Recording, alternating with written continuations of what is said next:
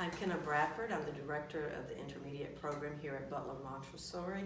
Our intermediate program covers grades 7 and 8. And I'm Emma Rodwin, the Humanities and Language Arts teacher in the intermediate program. One of the things that people will often ask us about is what does our program do to help the challenges that are faced by a middle school student? What does our program do that's different, or maybe better than a traditional school? And I think about some of the challenges that a young adolescent faces and what we feel like we offer here that helps support their growth in that matter. One of the things that all young people, especially around 12, 13, they're trying to find their voice. They're trying to figure out who they are as a person, a student, a member of planet Earth, a member of the world's citizenry. And I feel like because of the size of our classroom and the environment in which we have them in, that they're able to find that voice, whether it's practicing who they are, different people they want to be, different voices they have. Whereas in a traditional school, the societal and peer pressure is so great that many times those young people don't get a chance to find that voice. They're almost forced into a certain way of thinking, acting, dressing, and being versus figuring out who they really are. So I think that's one thing that our program offers. Another thing that we offer is an environment that has a consistent support, multiple adults who are always here for them to interact with. So in our program, these students are with Emma and me particularly for 2 whole years. They also have the same math teachers, Spanish teachers, PE teachers. So there's a group of adults who are here for them always, to offer them support, to listen to them, to help correct them or remind them of maybe the better way to do something.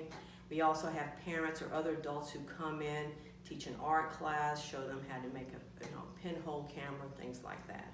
So they have some consistency in their adult role models, which I think is important to them at this age as well. And then lastly, one of the things I think we really focus on is we mentioned this previously, this idea of a community, but working together, whether it's a project in a program, in one of their academic classes, working together on the farm. There's a real emphasis on camaraderie, working together, supporting each other versus competing, whether it's competing for grades, competing for friendships. We just don't see that here. The emphasis is more on togetherness versus a competition track. That was so well said, and I will just add that in addition to all of those things that we do here, I also think that from the time that the children are very little, if they've been at Butler Montessori for a long time, they understand this idea of grace and courtesy that we give to one another, and this is one of the ways that we build a community. Well, middle schoolers notoriously don't always remember those lessons in grace and courtesy. They become very much more about themselves, which developmentally is appropriate. They're trying to figure out who they are and what they can offer to the world, and that takes a lot of introspection.